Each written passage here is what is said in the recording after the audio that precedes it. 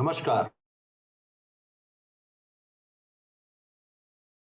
Corona virus का ये मैं तो कहूंगा ये तीसरा साल शुरू होने वाला है। 2020, 21 और 22, और जो नवंबर 2019 में शुरू हुआ, एक इंपॉर्टेंट म्यूटेंट वायरस ओमिक्रॉन के बारे में काफी चर्चा हो रही है। तो ओमिक्रॉन वायरस जो कि 3 times more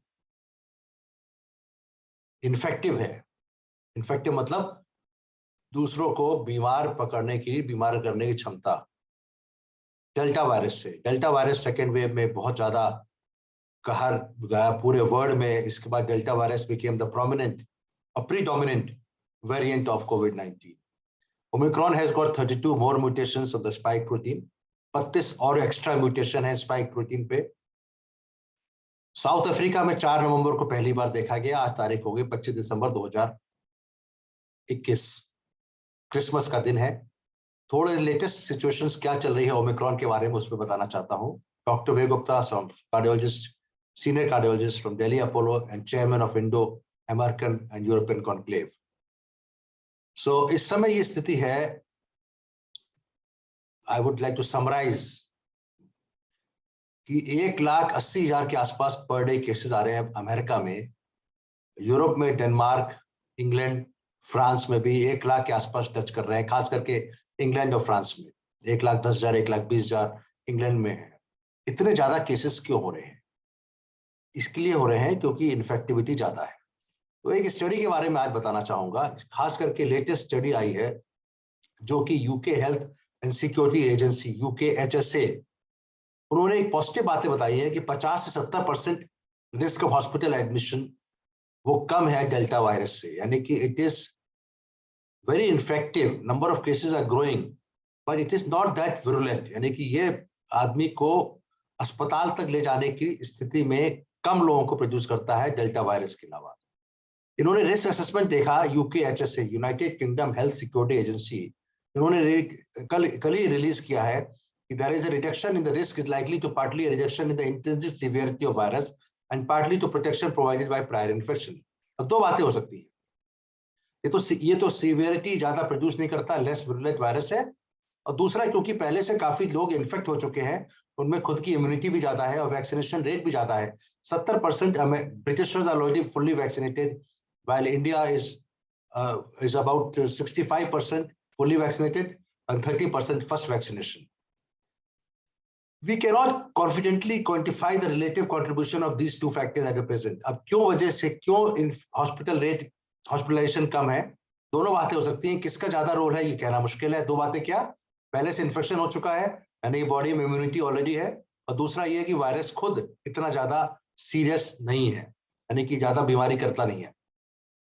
But the findings are now consistent in 4 studies. 4 studies के साथ ये finding आ गई है, and they indeed offer hope for some cautious optimism. यानी कि ये पॉजिटिव बातें दिखाती है नए साल पे। 3-4 स्टडी कौन कौन सी है? तो अभी UKHSA की स्टडी है जिन्होंने बताया है कि 50 से 70% कम हॉस्पिटलाइजेशन हो रहे हैं। दूसरी फर्स्ट स्टडी जो आई थी वो साउथ अफ्रीका से आई थी। गवर्नमेंट के एक्सपर्ट ने कहा था कि 70% lower risk of hospitalisation for people with Omicron variant compare to those with Delta. उन्होंने कहा था 70% कम हॉस्पिटलाइजेशन की जरूरत पड़ रही है इन ओमिक्रॉन। सेकेंड स्टडी आई यूनिवर्सिटी ऑफ एडिनबरा से। Edinburgh means United Kingdom, which has a wide range of indicating significant uncertainty in its finding, but the risk of hospitalization among Omicron infection was reduced by at least 48 to 81%. 50 से 80% की उन्होंने कहा hospitalisation का risk है, कम है in Omicron as compare to delta. ये दूसरी स्टडी थी। पहली स्टडी साउथ अफ्रीका की, दूसरी आई एडिनबरा की, तीसरी study I imperial college of London की, which found a 40 to 50% reduction of risk on an average, including people with vaccine and past infection. Critically, it is estimated the intrinsic severity relevant for vaccinated, previously uninfected people could be 0 to 30% lower. यानी कि severity कम है। ये तीसरी study imperial college of London से आई। UKHSA, United Kingdom Health Security agency, जो अभी latest study है, चौथी स्टडी हो गई है, the estimates were still preliminary, यानी कि शुरुआती दौर के एस्टिमेट्स हैं। These analyses are preliminary because of small number of Omicron cases currently in hospital. Hospital में अभी भी नंबर ऑफ केसेस कम है as compared to डेल्टा जो पहले थे, and there is insufficient data to common or severity illness.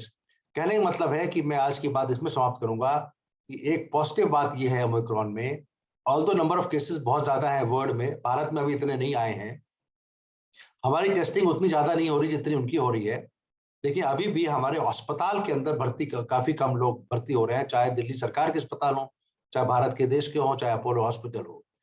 मतलब ये है कि 4 स्टडी में समराइज करूंगा, 4 स्टडीज ने ये बताया, पहली स्टडी साउथ अफ्रीका, दूसरी एडिनबरा, तीसरी इंपीरियल कॉलेज ऑफ लंदन और चौथी study United Kingdom Health Security agency की, इसमें ओमिक्रॉन वायरस में 50 to 70% रिस्क ऑफ हॉस्पिटलाइजेशन है एज कंपेयर टू डेल्टा। 2 वजह से हो सकता है, पहली वजह कि वायरस खुद ही विरुलेंट कम है, यानी कि निमोनिया करने की जो इसमें क्षमता है वो कम है एज कंपेयर टू डेल्टा। दूसरा ये भी हो सकता है कि हमारे पॉपुलेशन ओवरऑल वैक्सीनेटेड है, ज्यादा वैक्सीनेटेड है और ज्यादा लोगों को इन्फेक्शन हो चुका है। Thank you very much, doctor way Gupta from Delhi Apollo hospital talking about Omicron on 25th of September 2021।